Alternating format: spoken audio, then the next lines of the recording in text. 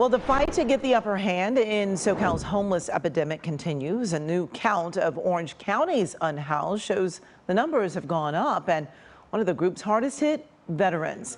There are 7,322 homeless people in Orange County, and that's up from just over 5,700 in 2022. And the number of those living in shelters, well, they went up from a little more than 2,600 to more than 3,100. That's up 18%.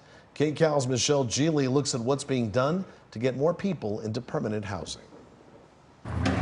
Life for Santa Ana's Consuelo Gomez has taken a much better turn now that she, her husband and son have an apartment to live in. I can sleep much better and, I don't worry too much and because I have my own place. Gomez and her husband, who are both disabled, lived in homeless shelters for years.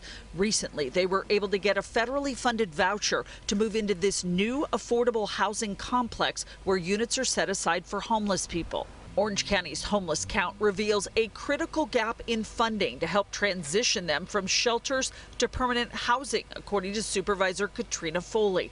Right now, she says 880 families cannot get vouchers for apartments. What our point-in-time count showed was that people are living in the shelters. Our caseworkers are helping people. The outreach workers are getting people off the streets and into our shelters. But then once they get in the shelter, they're stuck there. There's no place for them to go. The system has a bottleneck. Guadalupe Sosa left an abusive relationship and went into a shelter with the help of the Orange County nonprofit organization Human Options. It took time and hard work, but she and her kids are no longer homeless. Sosa qualified for a voucher and pays a fraction of the rent for an apartment. So giving me the voucher, I was in shock. I was in shock that I was picked out of, many other people, and everybody was struggling for the same thing, housing.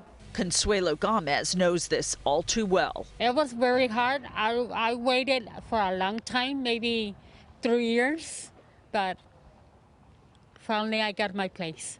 Part of the problem locally is a $17 million funding gap, according to Supervisor Foley. It is money that comes to Orange County from the federal government to be used to build affordable housing and to give vouchers to people to get them out of homeless shelters and into apartments. In Irvine, Michelle Geely, KCAL News.